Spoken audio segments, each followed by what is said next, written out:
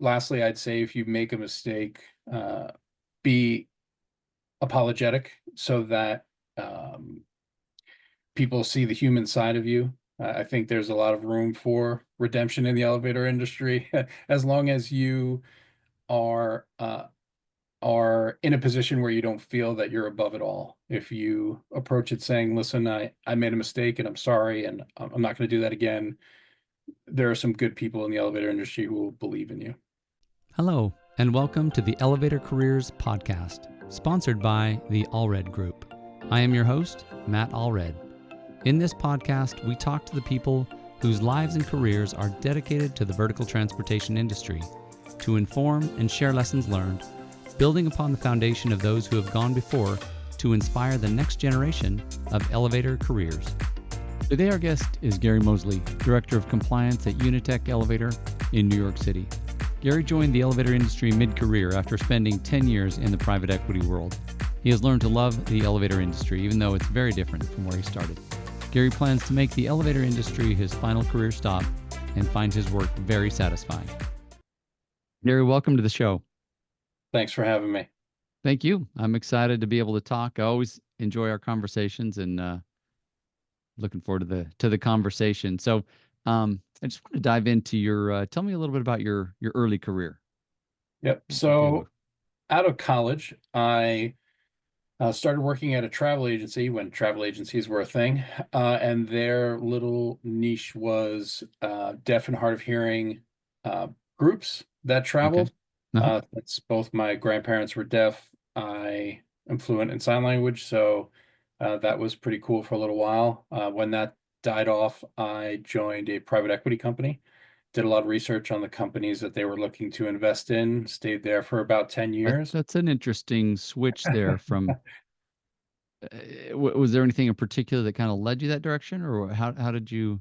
Yeah, I want to say I think I found the job through a New York Times ad back Okay. then, Uh-huh. and Mhm. it just seemed to be something that was intriguing. And it was a startup company at the time, and they hired me, and it was great experience. Really learned a lot there. Tell tell me a little bit about what kind of research did you do? Were you like heavy in analysis, financials, or just more kind of figuring out who to? I'm just curious. Yeah, so the company specialized in the media and telecom sector. Hmm. And so I would do research on the companies they were looking to invest in, not Okay. so much of the analysis on it, but just providing the data so that they could determine their investments. Okay. So they had already kind of targeted certain companies and saying, "Okay, go find every bit of evidence, whatever, every bit of info you can Right, about XYZ company, right, and that'll help us make this decision." correct. So I would Cool. kind of accumulate all of the information and put it in one kind of presentation with data that they can analyze and decide whether certain trends made sense or not. Right. Right. Cool. So, and you did that how long? I did that for a decade, for 10 years. And then when I moved on, I ran into a neighbor who had an elevator company. Hmm. And he said, I'm always out in the field. Can you be in the office? I had my bachelor's and master's in entrepreneurship and small business management. So it was exciting for me to think of, kind of running something and being able to make it grow. And so that's how I got my start in elevators. Interesting. An elevator. So back to private equity for just a minute. Did you think, hey, I'm gonna spend my whole career here? Is that kind of, I mean, just curious what you were thinking before you left. I think I was young at the time. I don't think I thought much about where I was going to go from there. I had just gotten married and had kids towards the end of that 10 years. And I think I was solely focused on putting food on the table and not, where my dream ambition would be. Hmm. But as it worked out, I I was open to the idea of something else. And I wanted to use my skills to try and build something a little bit myself. So I think that's Gotcha. where my passion led me Okay. initially. So obviously no direct interest in elevators. It sounds like you said a neighbor, so Right, it just kind of, you know, stumbled into it in a right, sense. right. Yeah, I can be honest, like most people, had no idea there was an industry that involved elevators Right. whatsoever. Never gave it a Hmm. thought, Right. which is the reaction I still find now when I tell people I'm in the industry. Right. Right. And I, yeah, hear that all the time. It's like, what is that an industry? Like, how do you make a living doing that? I've heard that Yeah. one before. Yeah. Um, so he wanted somebody in the office, right? Right. And you had the experience, and it's like, all right, let's give this thing a go. Yep. Uh, how long did you end up spending there? I was there for about 3 years Okay. before moving on, and Hmm. I learned a lot, both good and bad, for many reasons, but really got submerged into the elevator industry, kind of drinking from a fire hose, trying to Oh, and understand yeah. everything that there was to it, and I found it fascinating. Yeah, yeah, yeah. What was it that initially kind of captured your attention? When did you feel like, oh, hey, there's something here? Yeah, I think I loved the idea of new construction. I always thought that was kind of cool Hmm. because, elevators were the first one in, designing it, drawings, that I thought was really cool. And then to the complete other side of it on the maintenance end, just the relationship you have with customers and Hmm. how you can deliver that efficiently and cost effectively. And then also found that compliance was something rewarding, which is where the rest of my career kind of took off, just because it was definable. You could Sure. do a test, fix what's broken, file paperwork, and be done. Where, yes, there's going to be a test following the next year, but you could actually see something come to a close where other parts of the elevator industry kind of linger on and keep going. So I Yeah, found yeah, yeah. some Mm, yeah. satisfaction in that. Cool, cool. So coming from private equity, you mentioned, degrees in entrepreneurship, and so there's got to be some kind of, hey, I want to run something, at least in the background. And I don't know, did you ever feel that in the private equity world, like, hey, I can really run something here, or was it more of just kind of a exposure to? Yeah, Yeah, I think I was definitely missing that part of it where I could own something and find my way of doing something. There are ways within any job where you can find it to be more efficient and find Hmm. your way of doing it that could work best. But I really enjoyed having the ability to have more control over what it was I was doing and how it would work and how I could guide things to be efficient. Uh, that also brought me a great deal of happiness. Yeah, yeah. Well, and you talked about how, in that first job of 3 years, you kind of learned about the compliance piece and learned that, oh, hey, there are some pieces here that I can own, that I can control. How did you end up going kind of from that? It sounds like you were in kind of a generalist role, like you're doing absolutely everything soup to nuts, maybe even, managing some people. I don't know how well that worked, but how did you end up kind of landing in more of a compliance related role? There was an opening, and someone within the company at the time was going for it, but couldn't make the commute, and passed it on to me and said, "I know, things aren't going well here, and you're looking for something." So I reached out and expressed my interest, and it it went back and forth, and then that's how eventually I got into the industry with kind of the bigger players and Hmm. following into compliance. From there, I went into the service side as well, which helped, but then came back to compliance. Cool, cool. So did you have like your DOB inspector license or something when you went into that role then? No, you Or needed to have either 7 years for inspector or 10 years of experience for that. So I was just learning, guiding the field, okay. understanding how it worked, and that was building up my experience at the same time.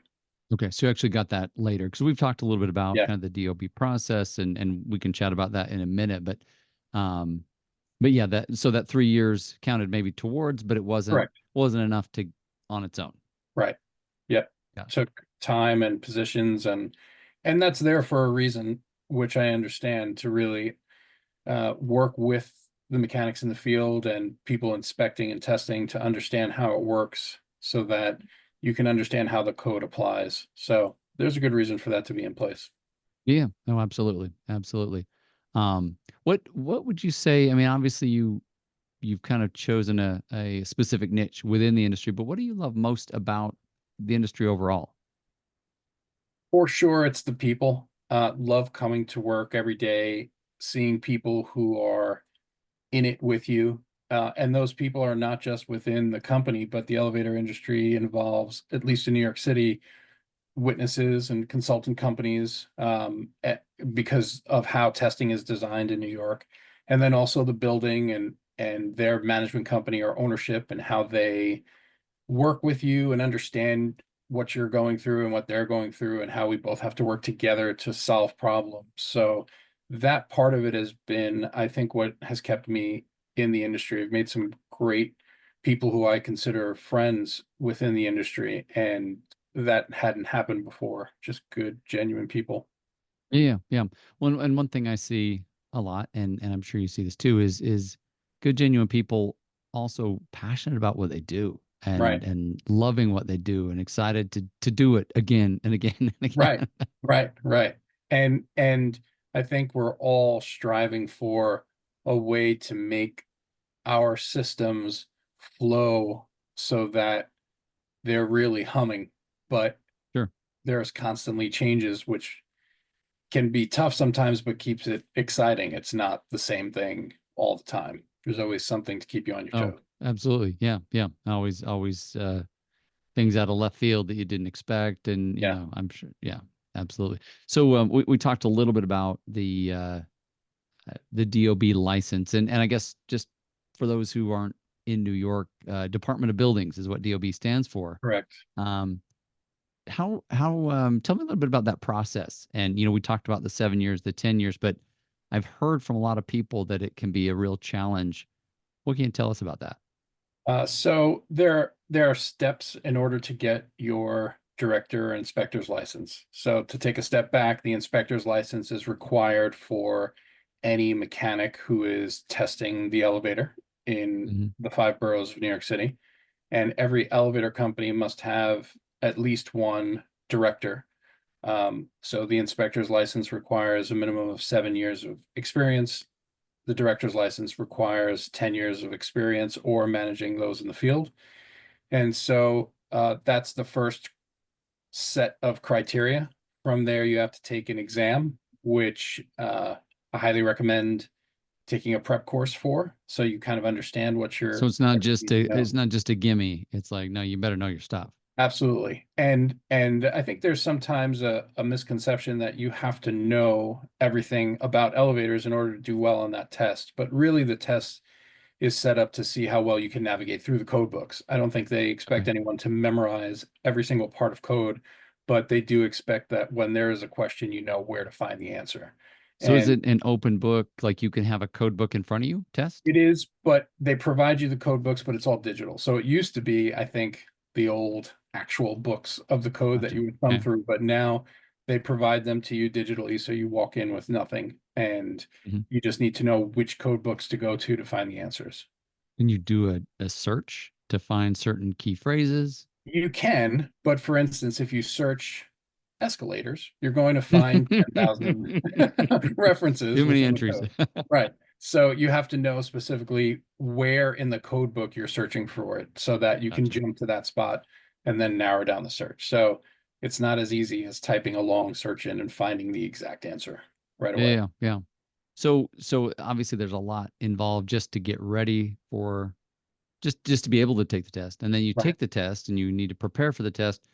What else is involved in that process that can drag it out even a little bit further, maybe? Right. So that next phase, once you have a passing grade on the test and you're going to submit all your paperwork, uh, the the paperwork itself can be daunting. Every part of that paperwork needs to be filled out correctly.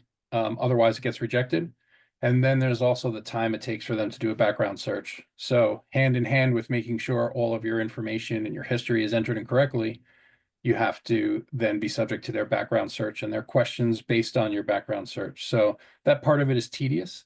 Hmm. And just like I recommend someone do the prep course for the test, I also recommend that if you have someone or know someone that you can trust to overlook your paperwork before you submit it, it can save you hurdles down the line that you avoid because you've taken care of the information in a correct manner and know how to fill out the forms correctly.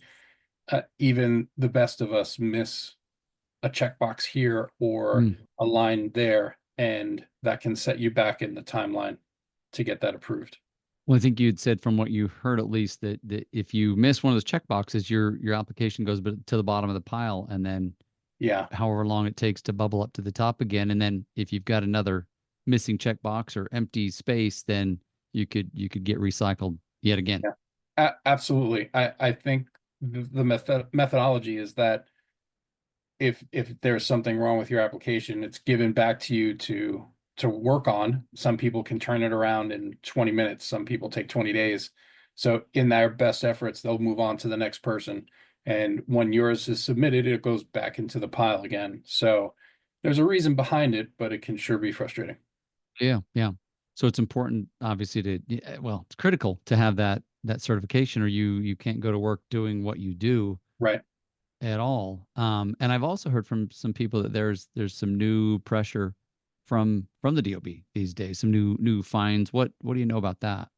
Yeah, so that started in the end of 2021. There were two separate code changes made.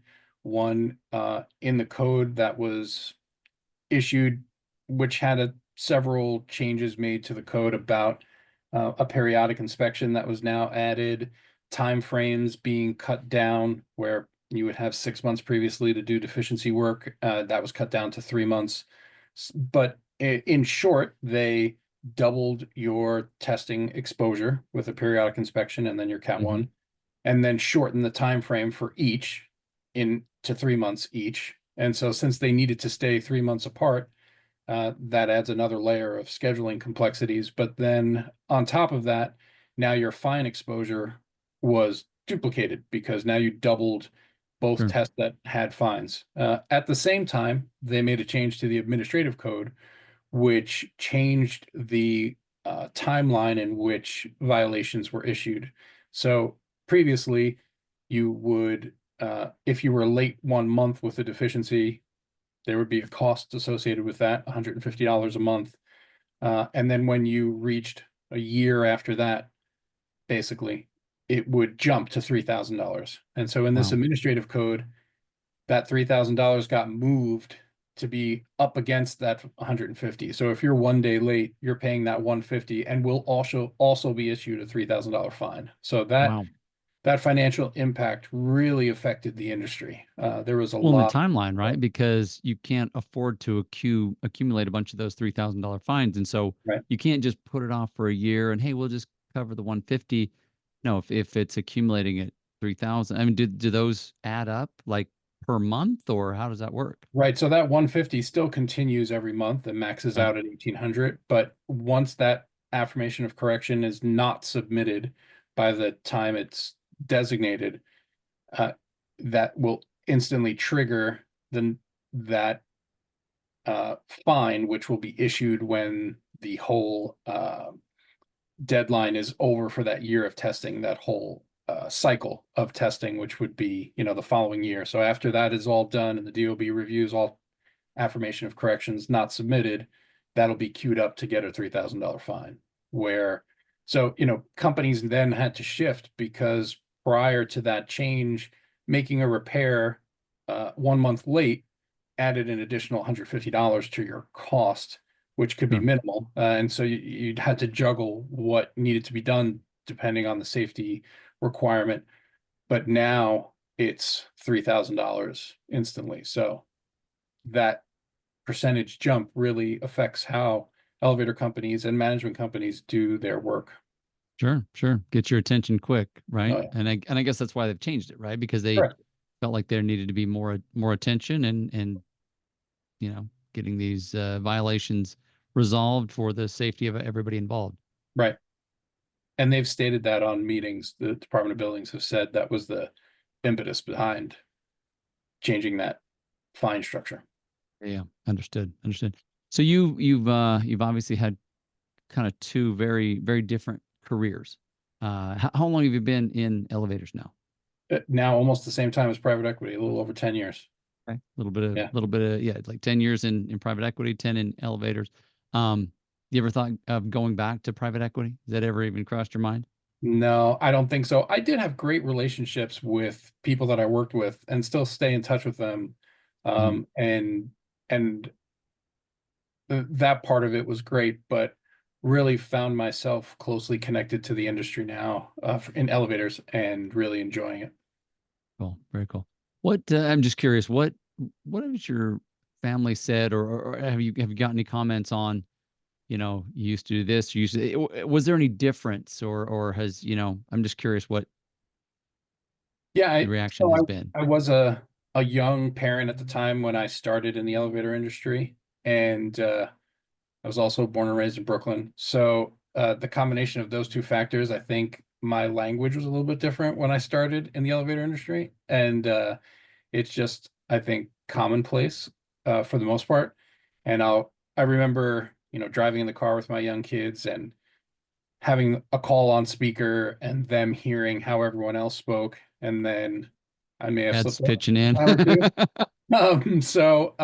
And it was completely contradictory to how I was raising them and how I thought they should speak. And so that was a real wake up call. And I made a conscious decision to stop, and Yeah, so they still hear that in the car to this day because I can't control people I'm speaking to, but they won't ever hear that from me. And I've done that purposefully to show that, you know, I think there's a more professional way to talk. Not that I have a problem with anybody who speaks that way, but just that that's how I carry myself. sure. Well, and it's a different culture, different world, Yep. right? Than where you came from. So Right. certainly there's, it's going to be a different side of dad, as your kids have seen, Sure. perhaps. Yep. Very cool. No, I appreciate that. So as we wrap this up, what advice or wisdom would you give to your brothers and sisters in the elevator industry, or maybe those that are just coming in mid-career like you? Yeah. I think if you're in a leadership position, to lead with integrity. I think that's fundamental. Lean on those who have more knowledge than you. Don't be afraid to ask those questions. Take the time to ask questions and really humble yourself to learn. You're never at a point where you know everything. There's always more to learn.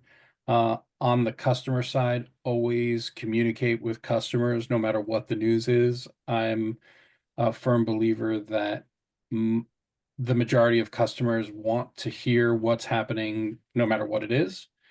Sure. And then I think lastly, I'd say if you make a mistake, be apologetic so that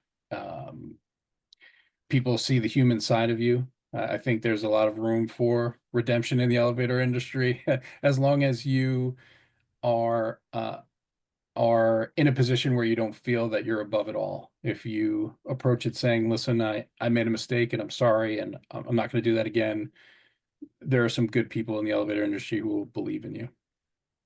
So I appreciate the words of wisdom. Appreciate your time, Gary. It's always a pleasure, and wish you the best as you continue on your career. Same here. Thanks for the time. Appreciate it. Thank you. Thank you for listening to the Elevator Careers Podcast, sponsored by the Allred Group, a leader in elevator industry recruiting. You can check us out online at elevatorcareers.net. Please subscribe, and until next time, stay safe.